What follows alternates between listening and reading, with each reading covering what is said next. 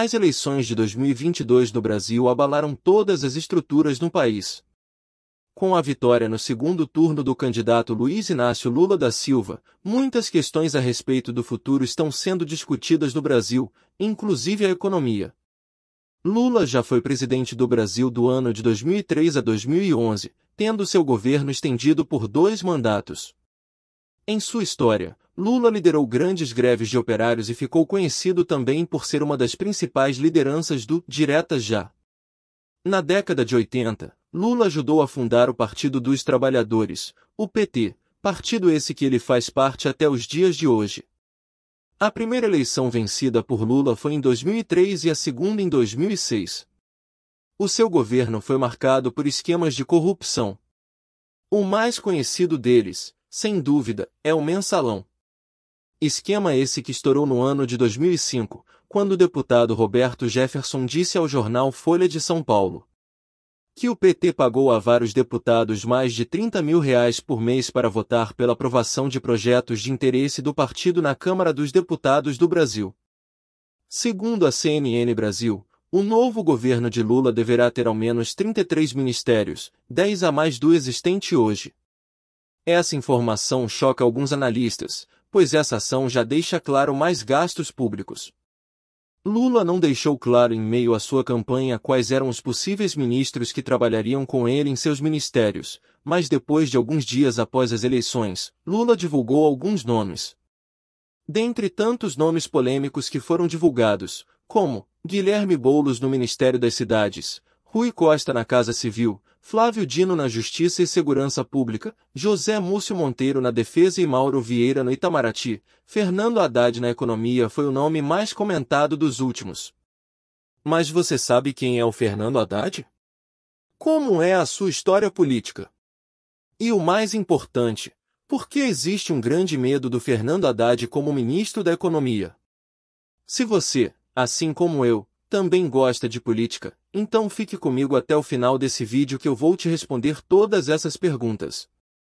Mas, antes de irmos para as respostas dessas perguntas, verifique se você é inscrito neste canal.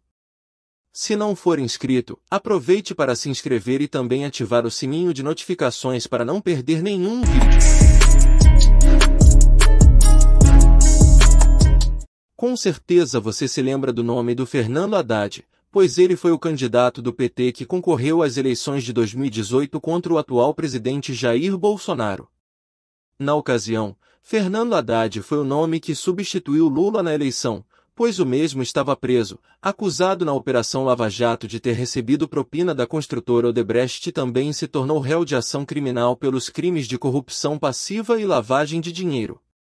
Fernando Haddad se tornou ministro da Educação no ano de 2005 e ficou no ministério até 2012. Ele foi ministro tanto no governo Lula quanto no governo Dilma. O mais próximo que Haddad chegou da economia nacional foi quando ele criou a tabela FIPE, tabela que avalia preços dos carros. Na época ele ainda era professor de Ciências Políticas na USP. Em 2012, foi eleito prefeito do município de São Paulo, vencendo no segundo turno o candidato do Partido da Social Democracia Brasileira, o PSDB, José Serra. Muitos consideram a sua gestão péssima e, inclusive, ele é considerado o pior prefeito que a cidade de São Paulo já teve.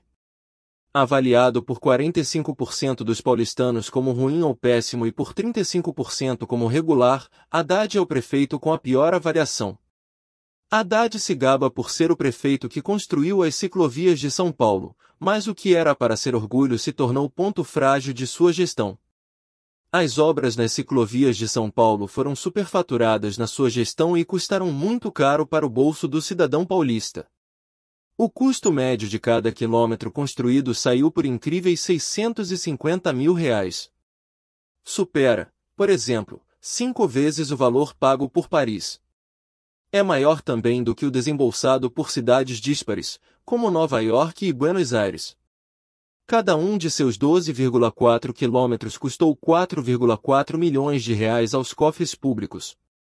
Haddad disputou nas eleições de 2022 o cargo de governador por São Paulo. Porém perdeu para o ex-ministro da Infraestrutura do governo Bolsonaro, Tarcísio de Freitas. Tarcísio obteve 13.480.643 votos, cerca de 55,27%.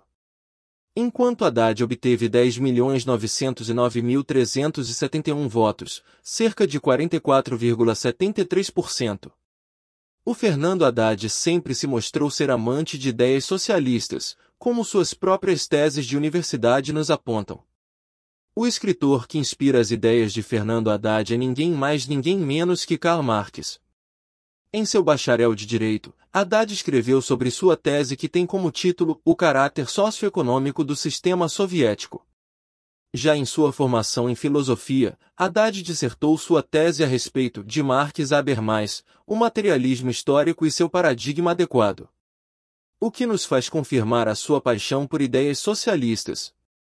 Em 1998, Haddad lançou um livreto chamado Em Defesa do Socialismo. Este livreto foi lançado em comemoração aos 150 anos do Manifesto Comunista, livro de Karl Marx. Com base nos princípios e valores do PT, essas ideias passam a serem bastante reais, já que o PT é um partido de esquerda e, portanto, compactua com ideias socialistas. Fernando Haddad nunca dirigiu diretamente um setor de economia do Estado, porém com essa oportunidade cedida pelo Lula, ele finalmente poderia pôr em prática as suas ideias comunistas inspiradas por Karl Marx. Uma gestão baseada em preceitos socialistas, sem dúvida, nos acometeria uma série de aumentos em impostos, já que o Estado teria que se manter mais inchado e a cada dia mais aprisionar controle pelo país.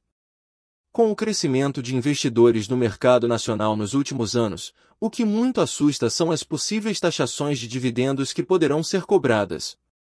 Além do mais, possivelmente não haverá conversas de privatizações das empresas estatais, já que muito se espera serem armas do próximo governo. Armas assim como foram nos mandatos passados, tanto do governo Lula quanto do governo Dilma.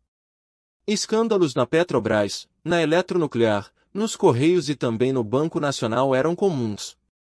Fernando Haddad deve contribuir como mente pensante para guiar melhor o comando econômico junto com essas empresas. Uma preocupação clara de muitos economistas é a questão da união monetária do Mercosul. Muitos não acreditam que essa ideia possa ser benéfica para o Brasil, já que a economia no Brasil tende a sempre ser maior que os países que fazem parte juntos ao Brasil do Mercosul, a Argentina, o Uruguai e o Paraguai. Além do mais, a América do Sul está vivendo um momento bastante tenso em seus países. A ascensão da esquerda na América do Sul pode dar mais força e mais autonomia para um pensador socialista como o Haddad. Seus pensamentos vão de acordo com os pensamentos dos demais governos da América do Sul, e o PT já mostrou ser aliado de governos como o da Venezuela, Cuba e da Argentina. A economia da Argentina bateu mais de 90% esse ano. A inflação na Venezuela chegou aos incríveis 300%. Tais dados preocupam quem não se identifica com ideias pregadas nestes países, porém não podemos afirmar como será a economia no Brasil com Fernando Haddad.